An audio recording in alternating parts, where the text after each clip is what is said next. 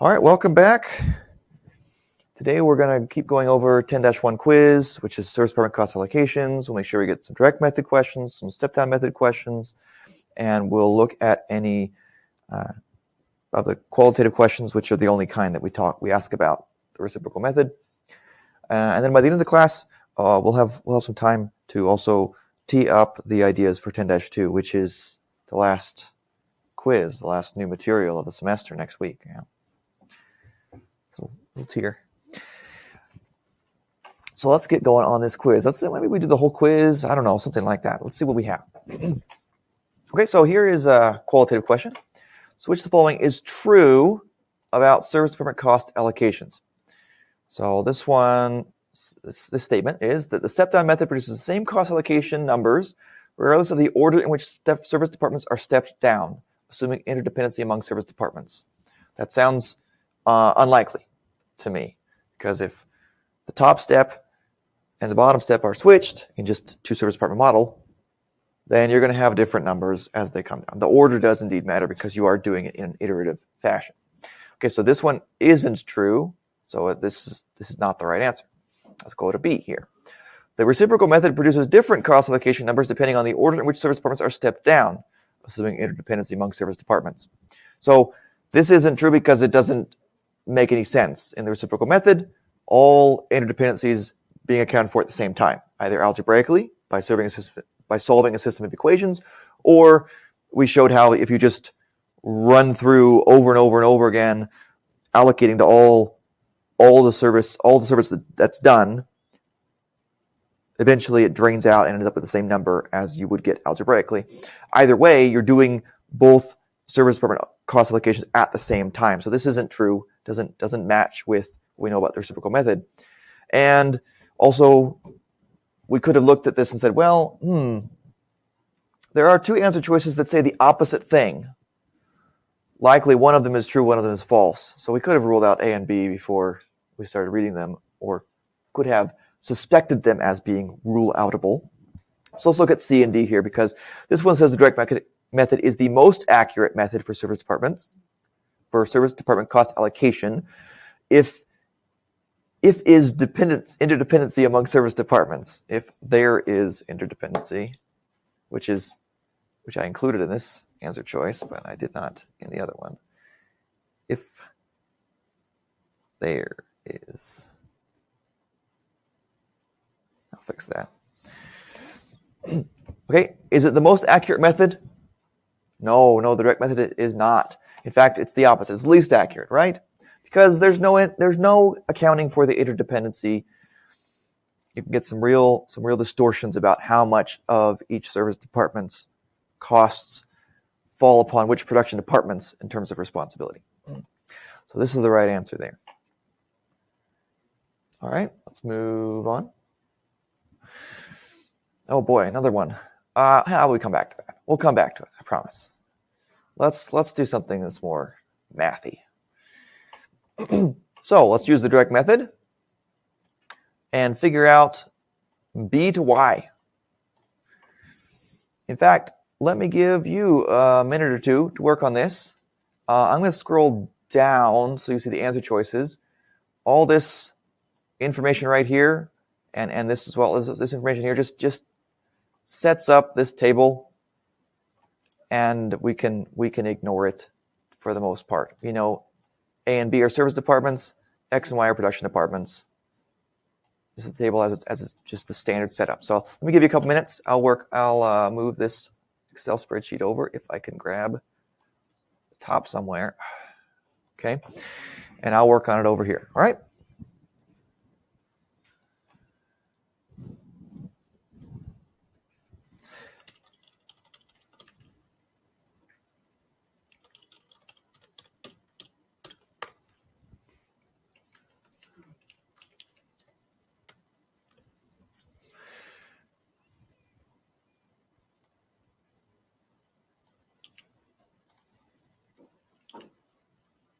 Yeah, I'm cheating, sorry.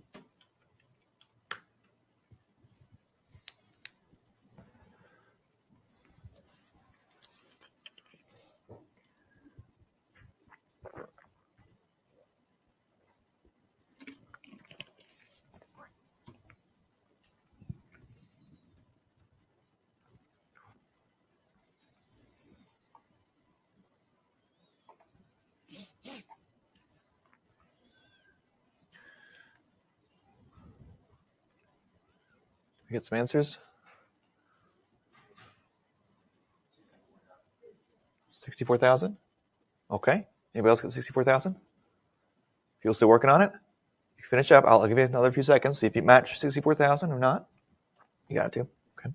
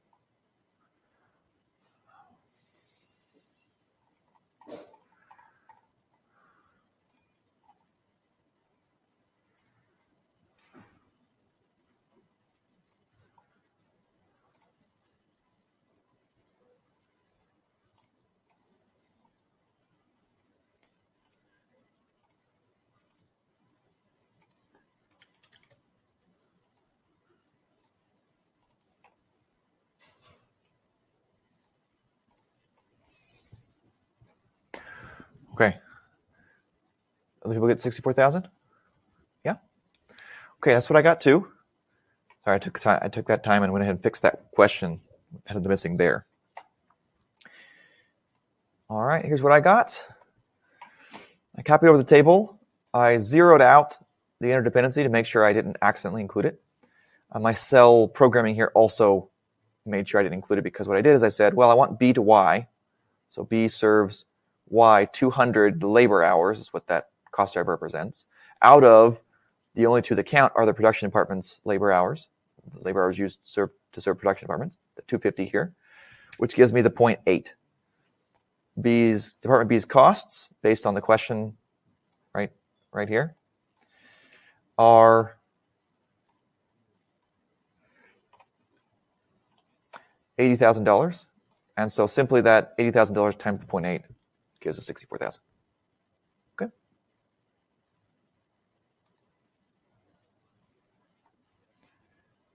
Yeah, I zeroed it out just to make sure that even if I tried to put the denominators as all the work done, I have acted like there was no work. Again, direct method ignores that work one way or the other. Yeah.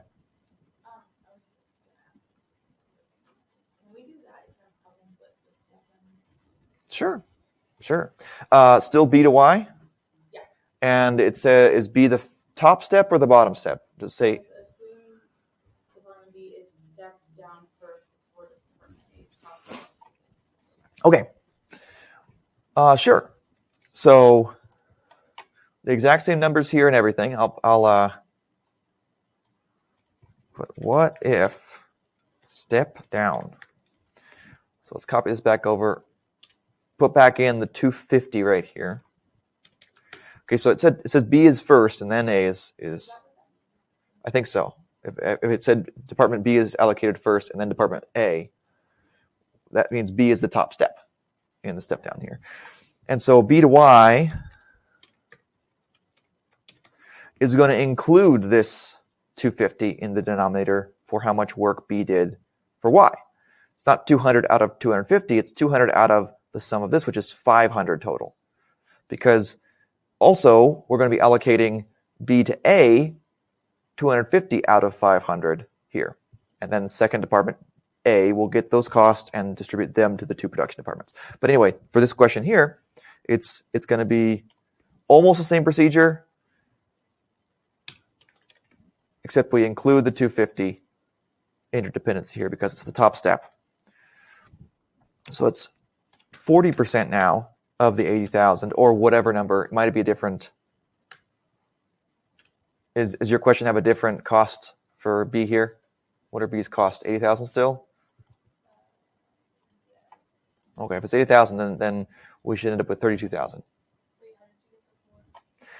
I took 200, which is the service done to Y, out of all the service that counts, which includes the downstep service departments and the production departments.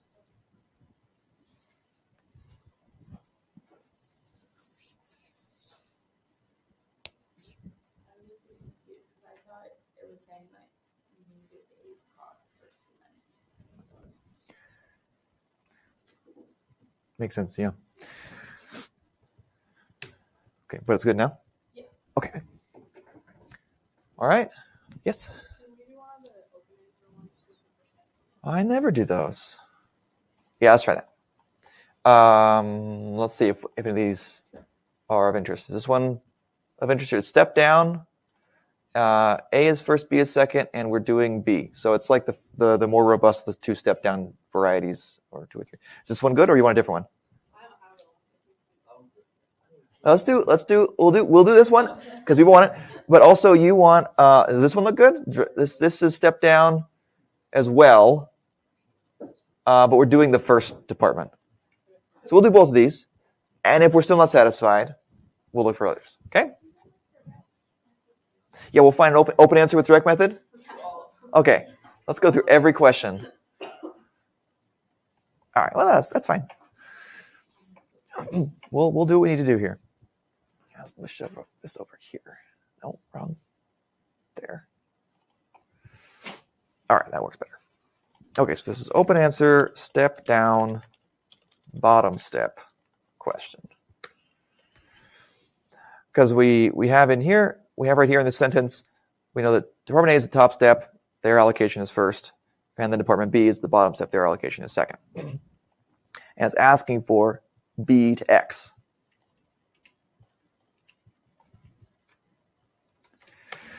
The problem is we're going to have to figure out, because it's the bottom step, also A to B.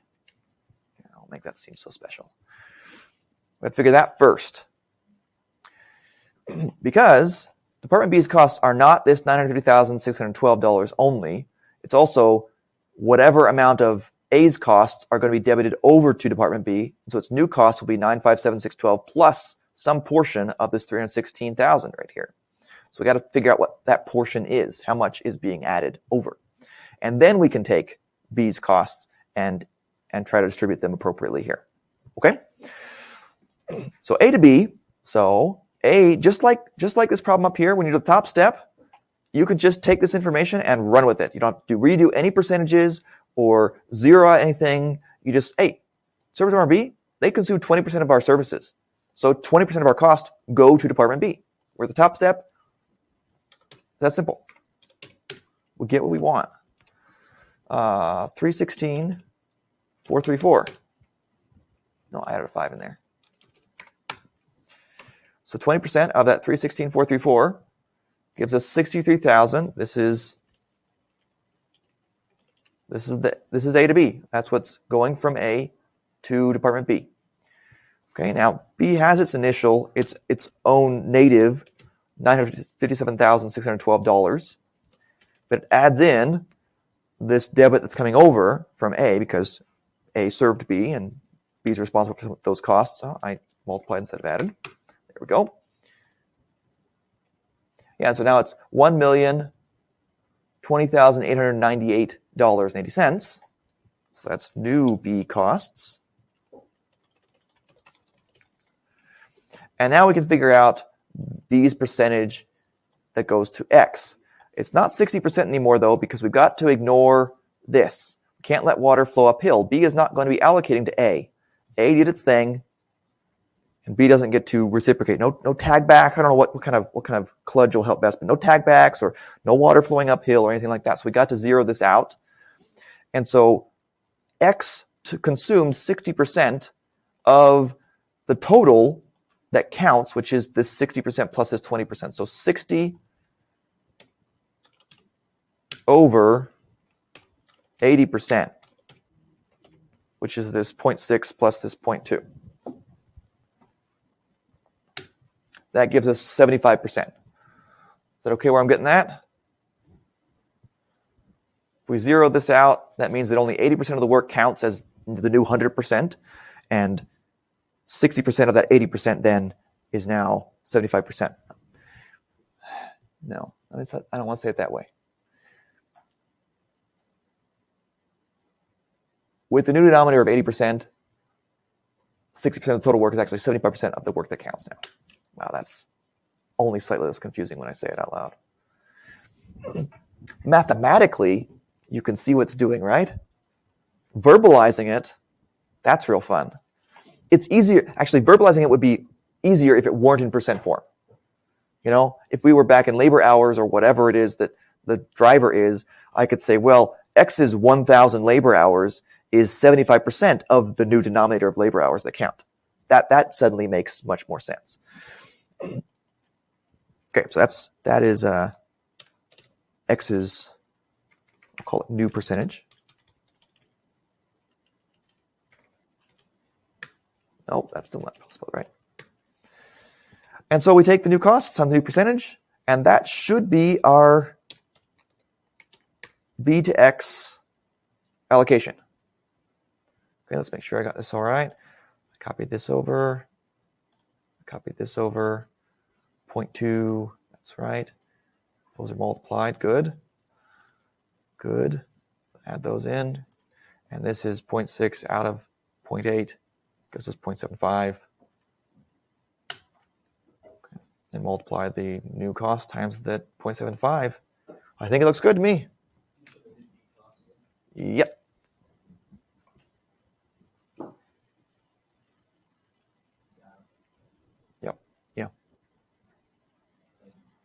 No problem. Yep. Department A's costs, services performed for Department X and Y. We would just multiply Department A's total cost just by the given percentages.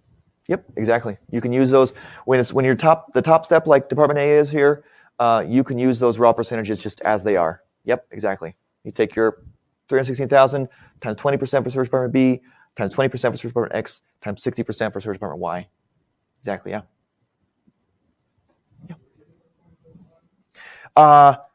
It's this 0.6 over the sum of 0.6 and 0.2 here.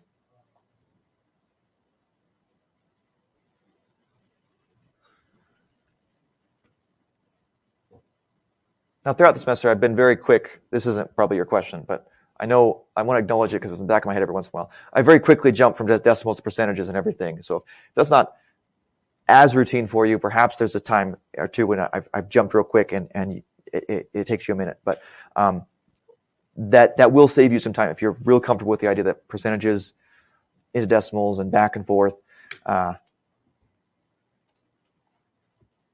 It is a step in the process where one could get confused. Again, I don't think that was what you were saying, but it's been back in my head every time I do it. I jump from one to the other. Okay, so this should be the right answer here. Let me say we're going to do this one here and then see what else we want to do. And we'll make sure we get some direct method open answer too. All right, so this step down method still has A first and B second, but we're now asking for A's allocation to Department X. We better be, because I didn't give you any information about Department B. So how would you answer the question if I were asking about Department B's allocations, anything? So we have, this is a simpler question here. I consider a simpler question, fewer steps, because the top step, it's the honey badger. It gets what it wants. Got $666,419 in cost. I'm just going to take, who am I going to? 0.35. Just copy over here from Department X. They consume 35% of my services. They get 35% of my costs. That's really it. Yep. What if it was direct method? Is it the same answer? No, it won't be. So if this were direct method,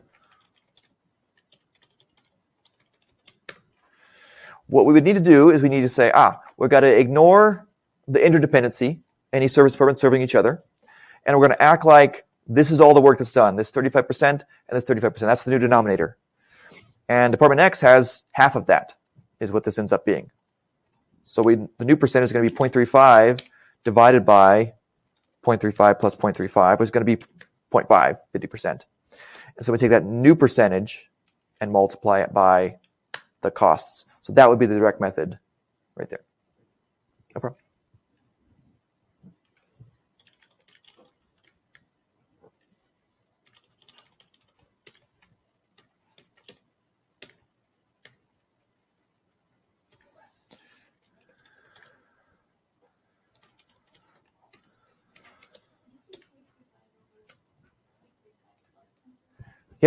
Yep.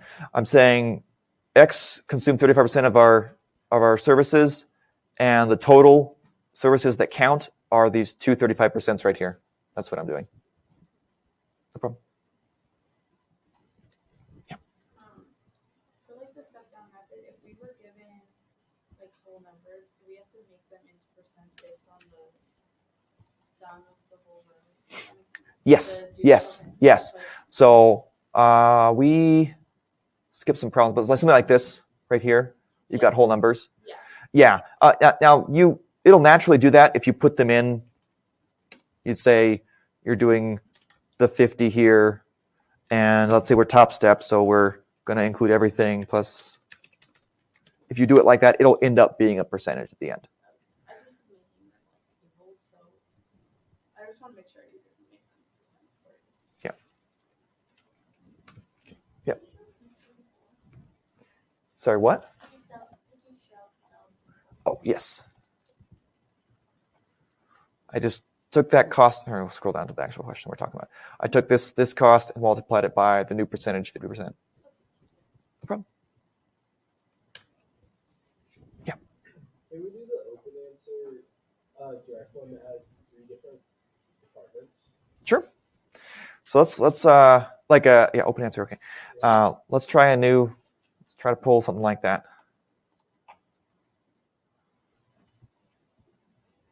Okay, direct this right here. No. 3 different departments. Huh. It's like the step down one we did before the one we just did. Okay, so it's got like lots of information, like 2 sets of bullet points, but it says direct method. Okay, well let's try again. Let's find something like that. Let's find that question, or its brother or something. Okay.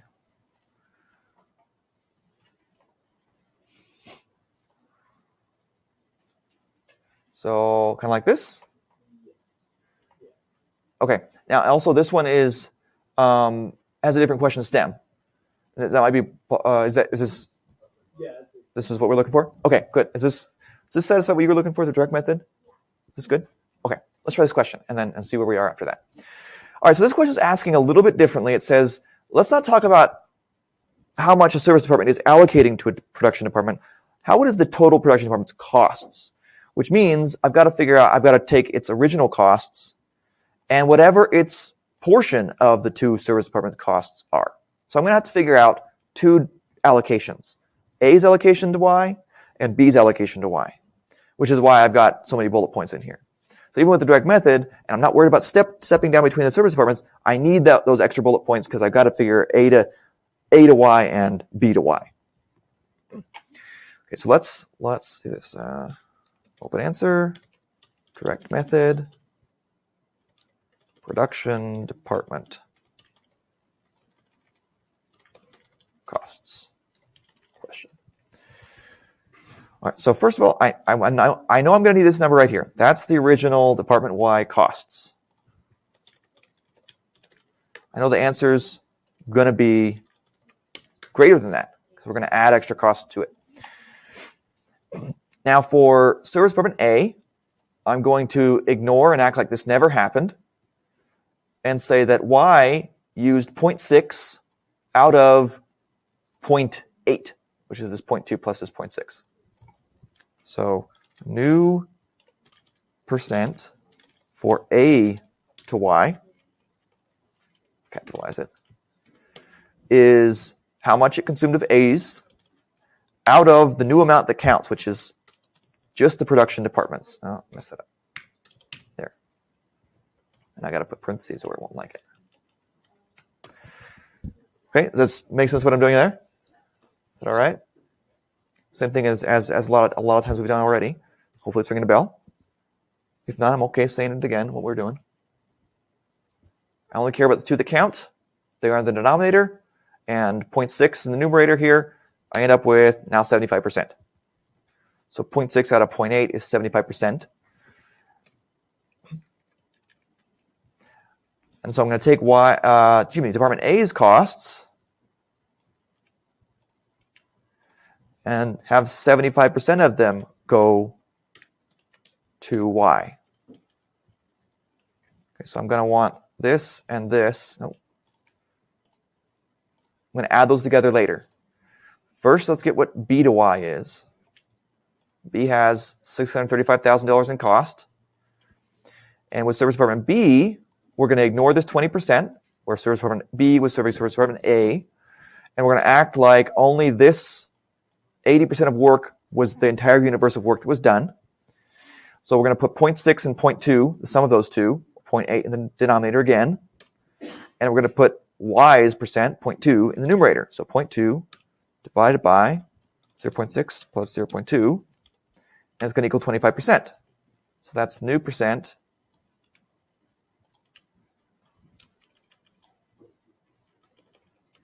for B to Y.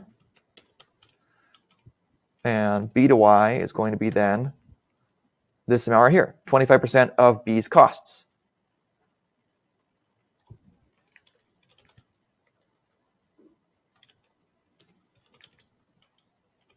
I want to add that together too.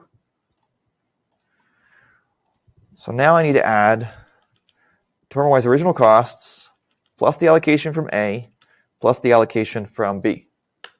So that's going to be my new Y costs after allocation.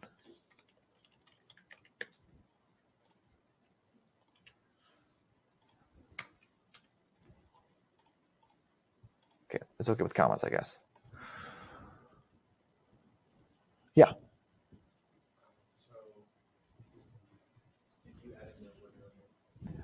Yes, it's right here. So it's right there. That's where I added it. Yep, I just added them all three up. Yep.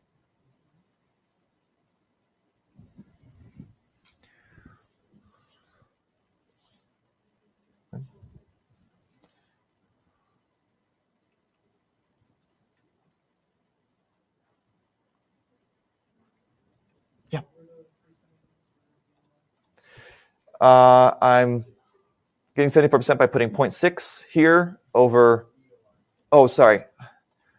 I thought you said again or something when you said B to Y. What was the parentheses again? I was going to go with both of them. B to Y here is this 0.2 over the sum of 0.6 and 0.2. Does that make sense? Is that all right? So why am I using X as well here? I'm using it in the denominator because it's service done to a production department, so it still counts. So all in the direct method, we only ignore service done between service departments. Any service done to production departments counts still, and it gets included in the denominator. So we include that 0.6 from X in the denominator. In both instances, we included the 0.2 up here as well. Right here, we included X. The numerator is going to be only Y because we're doing the Y allocation, the allocation to Y. Yeah. The numerator is going to vary based on which one we're looking at. It's like our vector indicator. It's our targeting system here. But the denominator is going to stay the same in the direct method because it's just all the cost that counts, all the production department's costs or services. Okay. I haven't heard anyone ask this, and I don't recall if there is a question like this. What if this were step down? Let's use all the same numbers, And let's assume A first, B second. We can almost repeat everything, except we've got to include point 2 here. We've got to add, we don't want that. We've also got to figure out A to B. Okay, so what I did first is I said, well, look, service department A is the top step, and so we're not going to do 20%. Leave it in the denominator. It's already in percent form, so we can just, we know that we sum these, it's going to be equal 100% or just 1 in the denominator. But the point is we're going to end up with 60% here over 100%, which is still 60%. Okay, the top step gets to keep its percentages.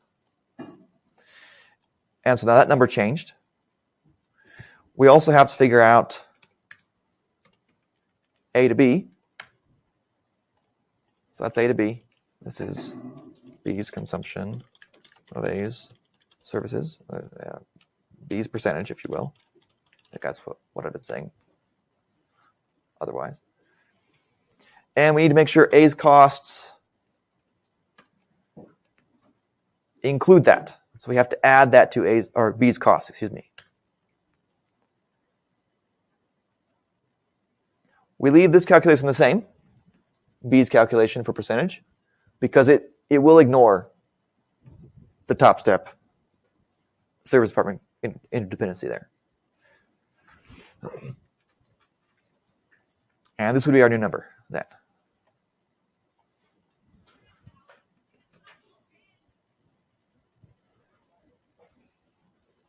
It's all right. Okay, so it looks like our number changed a little bit. Y's costs after step-down method allocation are, looks like $80,000 less. Which makes sense. We have, looks like Y was heavily served by Department A compared to Department A's percentage here, compared to its service from Department B. And the step down allowed Department A to offload some of its costs over to B, which then filtered fewer of those over to Y than before.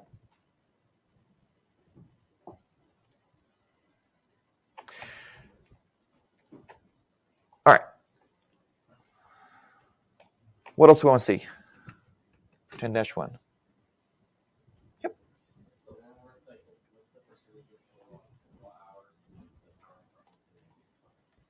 Okay. One of the percentage questions. Let's see.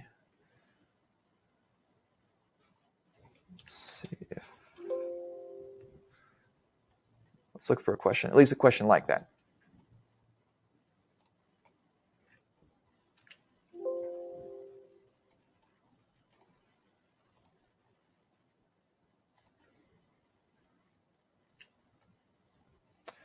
This looks like it. Okay, good. All right, so here I'm just wanting to do a step like this. This is a percentage question. Multiple choice. So what is the percentage of overall kilowatt hours from the production department? What percentage of overall kilowatt hours from the power department are consumed by the maintenance department? Okay, so power has these kilowatt hours that it serves. 100 kilowatt hours served to the other service department, which is the maintenance department. So we're looking at what is this percent. So 100 out of how many total will give us the percent is really all it's asking for. So let's do 100. That's B's consumption of A services in kilowatt hours.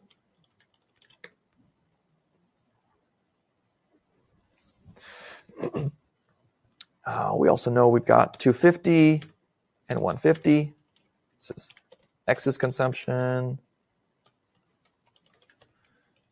And this is Y's consumption.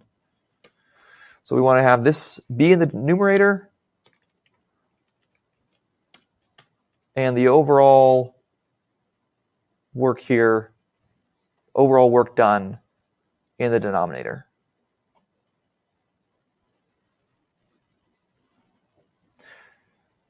So it hasn't given you, this is one of the reasons why this question doesn't have a method specified. I'm trying hard not to make it seem more confusing and be like, well, do I ignore this in the numerator? Do I like change the denominator? Because with the direct method, we have to ignore certain things in the denominator and so on and so forth. I'm really just looking for you to, if you had to convert this into a percentage table instead, what would that 100 be? And it would be 20%. That good? Good. Okay. What else do we want to look at?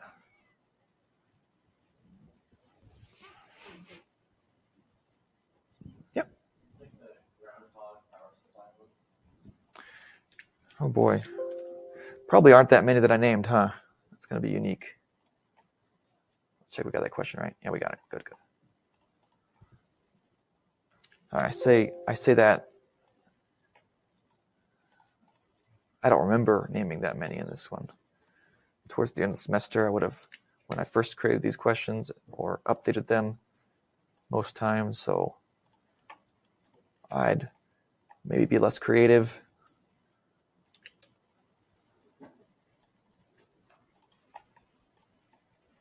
Let's try and find groundhog. All right, this one right here, or something like it. All right, so Groundhog Power Supply is a utility company that manages smart grids in the Pacific Northwest. The firm has 2 service departments, 1 and 2, and 2 production departments, X and Y. The service departments and production departments consume cost drivers as follows. So here is the standard table we've got. We've got our 2 department costs. The firm uses the direct method, and I'm asking for 2 to Y. So this is Groundhog. 2 to Y. Department 2 has $450,000 of cost. Groundhog, direct method. And we've got to figure out what percentage of that goes to Y. So Y consumed 200 units of whatever cost driver Department 2 is measuring its service by. And with the direct method, we're going to include only these 2 in the denominator for that. So we need 200, well,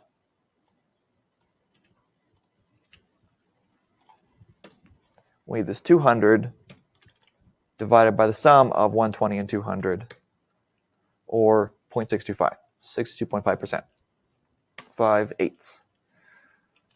Okay, multiply 0.625 times the 450K, and we get that answer right there. That should be Department 2's allocation to Department Y, given the direct method. Does that make sense?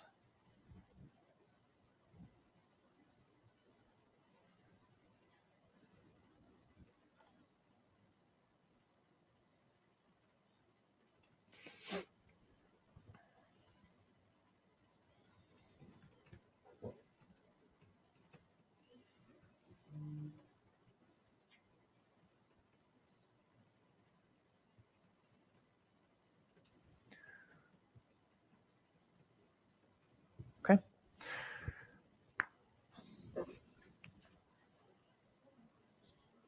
All right, any final 10-1 questions you want to look over?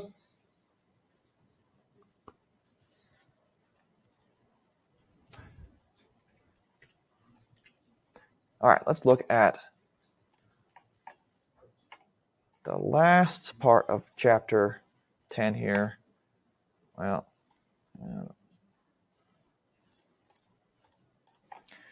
10-2, which covers transfer pricing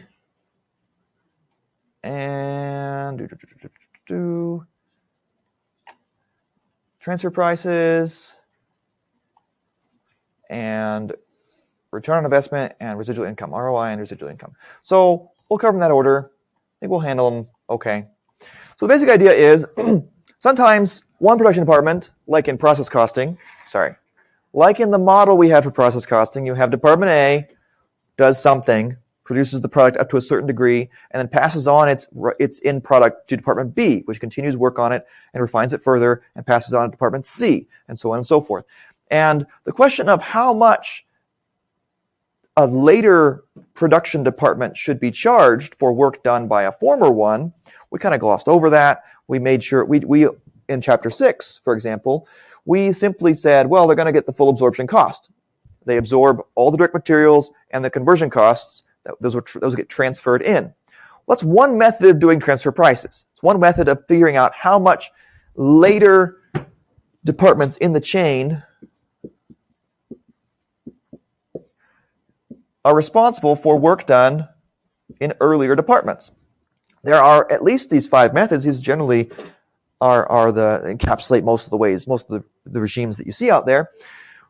You could do how much did it cost. You could do how much did it cost plus some markup, some percentage markup. You could say, well, we only want the variable costs, and then you would cut out any fixed portion of overhead. You could say, well, what is the market price? What could B pay on the market to get whatever it is that A is giving to it? And lastly, you could negotiate the price. Just put the managers in a cage, have them fight it out. That's not really how negotiation works, but the idea. There are lots of pros and cons to all these. They have their benefits. We're not going to say that one is best. Like I said right here, none of these is best for all firms. There are reasons you would favor one over the other. One of the things that happens is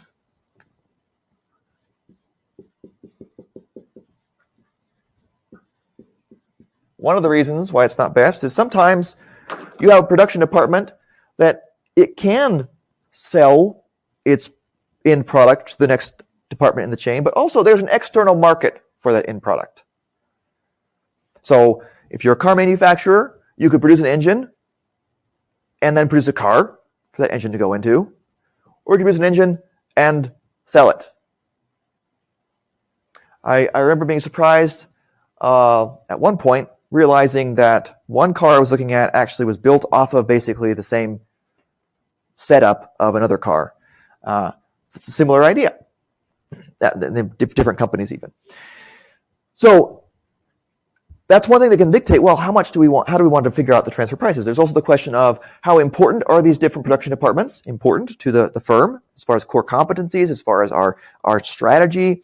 So which one do we want to advantage or disadvantage? Because if there's a markup, then these later production departments are going to be a disadvantage as far as their profitability. We not only have to take on the cost of whatever A did, they're going to transfer their costs plus some markup to give them a profit margin of some kind.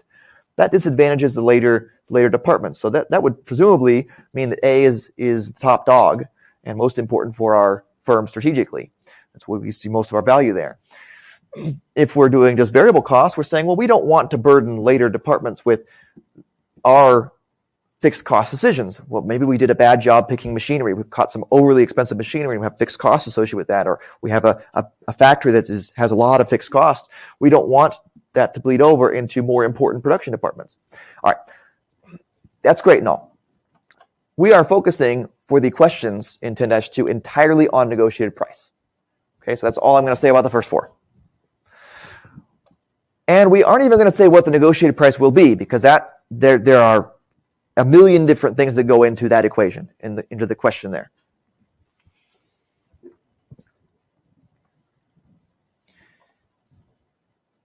What we're going to say instead is, what is the range in which the negotiated price is likely to fall? What's the ceiling? What's the floor? Because the buyer is going to say, well, I'm not the buyer department here. In fact, a lot of the questions say, name the department, the buyer department, and the seller department. Not all of them, but a good number of them.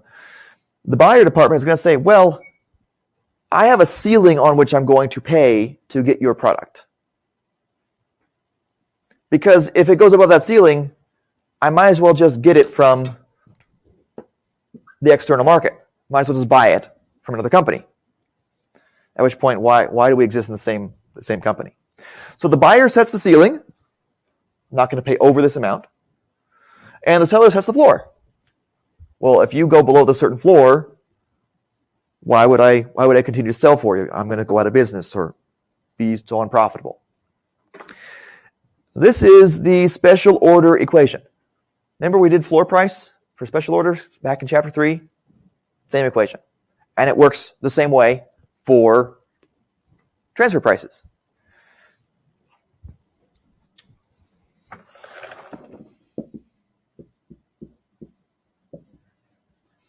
P equals F over V plus, F over Q, plus V. Now, there are a couple wrinkles that are added. One,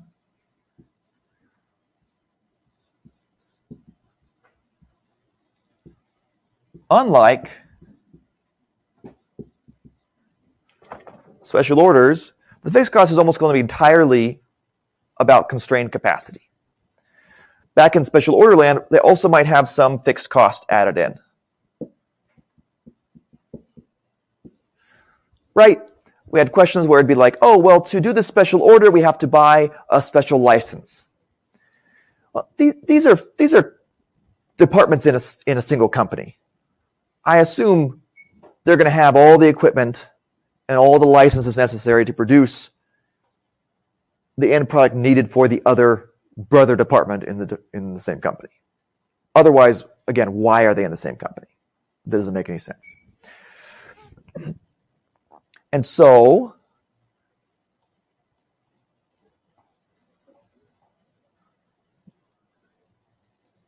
I think I say it here somewhere. Well, yeah, usually saying departments are already pre-configured to have all the knowledge, equipment, and licenses to complete the product for sale internally. The other wrinkle is we're going to have VI versus VE. What do I mean? Well, let's look at this situation right here. So the buying department sets the price. Just whatever they could buy on the external market, that's the ceiling, sets the price. Sets the price ceiling, sorry. That $35 in the open market, I'm not going to go higher than that. Don't charge me more than that. Charge me less than that if we're going to negotiate the price. The selling department says, okay, well, our variable cost to produce this product is $10. When we sell it externally, because we got to get it all dolled up and got to get sales reps involved and everything like that and transport it to the store and everything, it costs an additional $5. That's the VE. This is VI. This is VE. Internal variable costs, and then on external sales, we have additional variable costs. That's not part of this. It only happens when there are external sales. And so it's going to affect how much we lose by kicking out regular paying customers, but it's not going to affect VI. Okay, so Q is 1,000, and we have excess capacity of 430. All right, so now we start calculating. We say, well, if the buying department, Department B here, wants 1,000 units, and we can only produce 430 without kicking out external market customers, then that means we're going to lose 570 units in sales on the external market. Okay, so the juices are flowing again from chapter 3. It's been a while, I know. And each unit we sell in the external market, we sell for $40, minus our $10 of internal variable cost, minus the $5 as well, because we have to get them all dolled up and ship them out for external sales here. So that means unit contribution margin on external sales is $25. We've lost 570 units at $25 per unit. Our total loss CM, which is our F here, is the 14,250 in this example.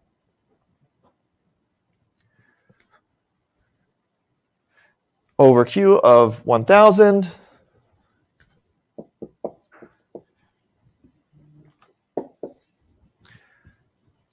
Plus the variable cost of 10, the VI here, we get $14.25 up to, $14.25 is this, plus the 10, the price floor is right here, $24.25. It's the 14.25 plus the 10. All right, so we have, you see the structure of it now, right? We've got this range, $35 at the ceiling, $24.25 is the floor. We're going to negotiate a price somewhere in between those.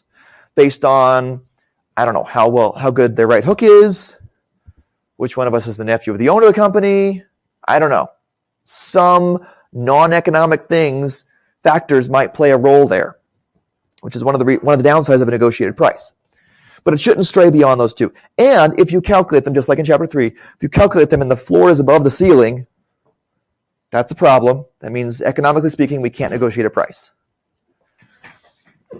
So, I won't go to problem to that. I won't look at a problem for that. I want to jump over and make sure we get the theory here between ROI and RI first. All right. So in this class, we are not going to go in depth on this. Your finance classes will likely cover this more in depth, the idea of how do you value an investment opportunity. We are taking the angle of investment decision rights within the firm and internal responsibility accounting as it pertains to that. So what is the incentive effect of different ways of measuring the profitability of an investment? And one great thing here is you don't have to worry about time value of money. We're not worried about that. We're just comparing different schemes and their incentive effect. Because we talked about being a profit center manager, being a cost center manager, and being a revenue center manager. And there's one additional layer, one additional class of decision rights you might have, which is investment decision rights. So not only can I make major decisions that affect the cost in my department, or major decisions that affect the revenue in my department, or major decisions that affect the profit and the revenue, but also I could decide, if I have enough decision rights in the firm, to open up a new profit center, a new investment, a new branch, a new region, a new factory. And then that capital project, that investment, that long-term investment, we need to decide, the company needs to decide whether I have used those decision rights effectively. Have I made an investment that is profitable, and how profitable is it? And am I more profitable than my peers in the firm, and so on and so forth? So same idea. We have investment center rights and a manager who's over an investment center within the firm as far as distributing decision rights. New product lines, new buildings, new equipment, new branches, etc., are all examples of projects or assets that managers in an investment center could control. There's a typo.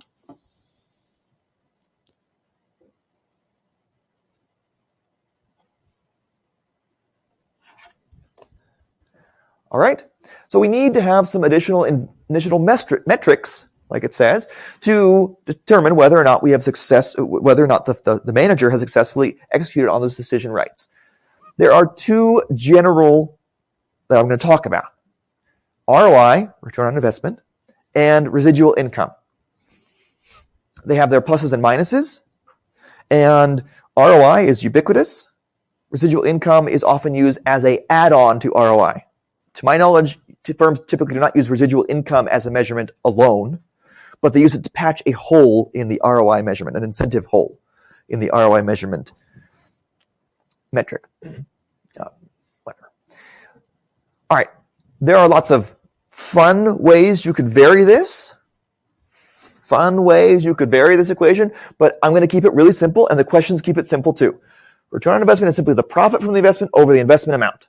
And it'll say very clearly, this is the profit from the investment, this is the amount of the investment. I just want you to know the division of those two.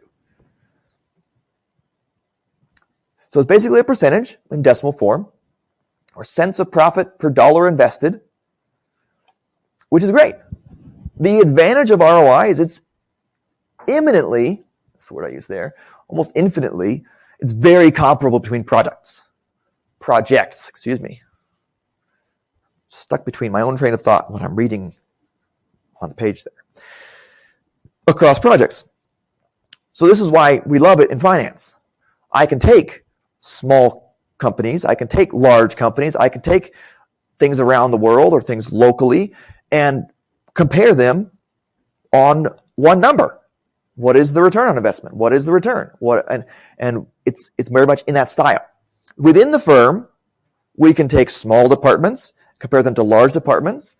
We can take departments that are local here. We can take departments that are foreign, and we can compare them with one number. That's the great thing about ROI. Here is the downside of ROI, or at least here is the incentive downside of ROI. What happens is we have three kind of percent numbers. We have some cost of capital. It costs us a certain amount of money to raise the capital. So let's just say there's a 12% cost of capital. So we have to earn back 12% to pay back the owners of the firm, basically. You have the manager's ROI, and let's use the numbers here. It's 12%. Manager's ROI is let's say 21%. And then you also have some threshold for incentives that'll be in the manager's contract or developed that year or whatever. In this example, it's 17%. So the idea is we have a minimum 12%. We're going to incentivize our managers to keep their return on investment higher than that by giving them an incentive of passing over 17%. Great. So they're nice cushion, buffer between them and the cost of capital. We don't want them going below the cost of capital. That means going out of business in the long term. Okay? The manager's done really well, hasn't he? Or she. 21%. Good ROI. Well above the 17%. Okay? Now let's say there are some new projects that come in that the manager has to evaluate. Project 1, 18%. Project 2, 22%. Project 3, 8% ROI. Which of these, if you were the manager sitting at 21% right now, which of these would you want to go with? You could pick any, none, all. Which do you approve? 22. The 22. It's going to raise your percent, right? Are you likely to pick the 18%? It's an open question. Maybe you would, because you're like, good for the company. You're a good guy. A good number of us wouldn't. Or a good number of managers anyway wouldn't. Because what does this 18% ROI project do? It brings my 21% down. Which either, depending on how the incentive is set up, that might either literally bring down my bonus, or it might increase the risk by putting me closer to the threshold of the bonus. If it's a lump sum bonus for at 70%, that still is a risk. It still decreases my distance from the threshold and increases the risk that I'm going to lose that lump sum payment. So yeah, I'm only picking this 22%. Which one does the firm want me to pick? Which ones? They're not going to say no to 22%. What about this 18%? Does the firm like that one too? Yeah, the firm's like, it's above 12%. That's a good project. Don't turn that one down. The manager's like, nah, no thanks. Okay, so you get this donut hole of incentives where if the manager's ROI is too high, the top performing managers sometimes, if their ROI is too high or is very high, they might start turning down projects that the firm actually would earn profits on, is profitable for the firm, but damage the individual incentives. That's a moral hazard, a change of a conflict in incentives, where the manager's incentives are not aligned with what the firm's incentives are. Manager wants to personally profit most. Going to pick one thing. For the firm profit to maximize, it would pick something else. What about 8% here? We always reject that one, right? It's below the cost of capital. Always reject it. So residual income comes in, and it basically tries to plug this donut hole. All right, residual income is basically the profit left over after you have accounted for the cost of capital. So it's profit from investment minus the amount required to repay the investment. So investment amount times the cost of capital. So in this case, the investment has to earn back 12% just to be worth anything, because our cost of capital is 12% in this example.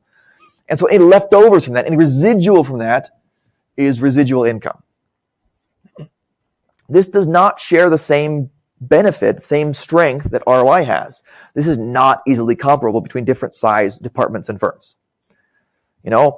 If I'm in a certain size department, a $1 million residual income might be really, really big.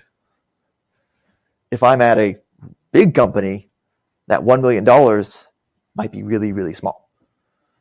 So it's much more difficult to compare across, which is one of the reasons why I don't think you see as often. I'm not aware of situations where they incentivize solely on residual income, but they will use it to fill the donut hole. Because now, if I'm a manager, let me make this comment here. First of all, anytime the ROI is greater than the cost of capital, I will have a positive residual income. Because the parenthetical right here reflects the profit required to reach the cost of capital, to reach 12%. If I have an ROI higher than that, then that means that I have additional profits above and beyond this, which means I have a positive number, positive residual income. So it's always going to increase if the project is above the cost of capital. So both of those have positive residual income. And so if I set up the incentive structure for the manager, where he or she is not just incentivized based on the ROI, but is also incentivized maybe by some sort of additional bonus as our residual income increases, some percentage of residual income or something like that, also is incentivized now to suddenly say, I'm going to take a second look at that project one. Let me look at that one again. That's above cost of capital. It's going to increase my residual income. Let me go ahead and take that one on. We have done a better job aligning the manager's incentives with the company's incentives. Okay, the questions really boil down to that kind of thing, the ROI, residual income questions.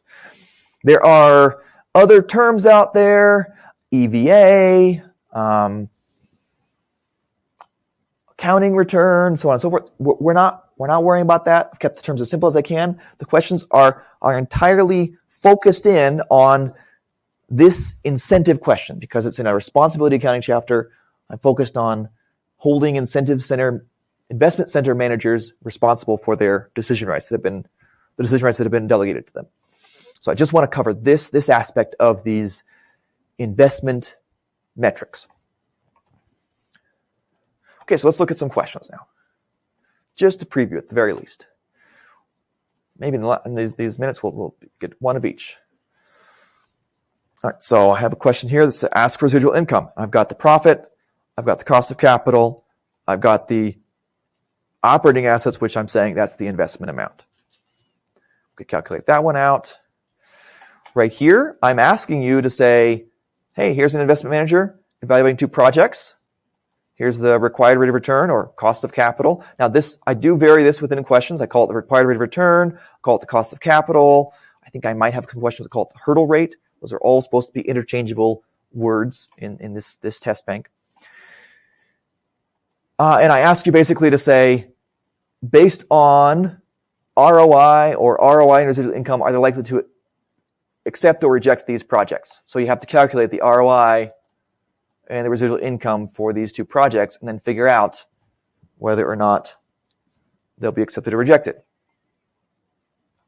Okay, a qualitative question asking about ROI and residual income to kind of get you, do you understand what I just said in the last 10 minutes about the incentive situation here and how they're calculated. Another residual income here question. You need to calculate the residual income here. And then I tell you, based on its residual income, is the manager likely to accept the project? All right, now we get into some transfer pricing questions. So here we have a transfer price question. Looks like it's asking for the floor, minimum transfer price that could be negotiated for this circuit board. That's what we're talking about, circuit boards. So I've got the market price that's producing it. It's external VE, variable cost of external sales. It's VI, it's internal variable cost, which I just label manufacturing costs.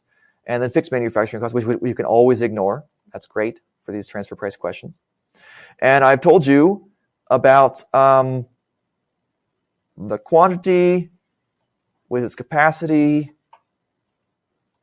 We can solve this question based on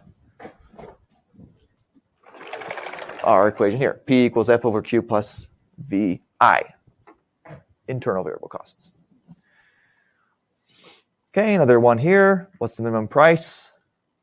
Now look, I've changed the Q so that now it's greater than our capacity, our excess capacity, excuse me. So that means we're going to incur some fixed costs for this one. This one right here, we have excess capacity of 5,000. They're asking for 4,500. Do we have to kick any customers out? We don't have to kick any regular paying customers out, right? We've got plenty of excess capacity.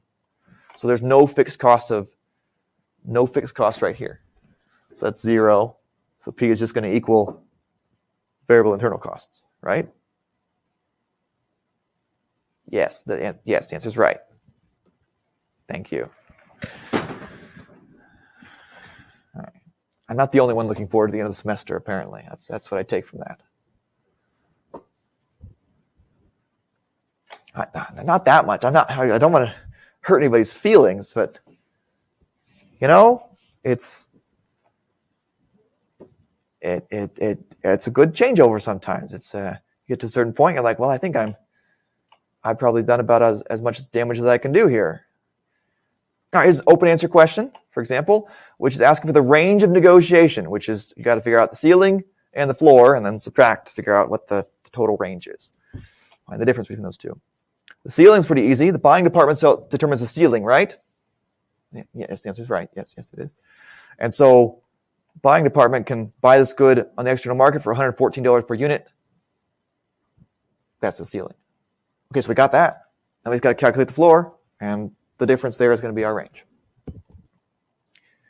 All right. Let's stop there. And Tuesday we'll go back. We'll do some questions. Thursday we'll do some questions. And I think what I'll plan on doing is we'll handle 10-2 in class next week, Tuesday and Thursday. And then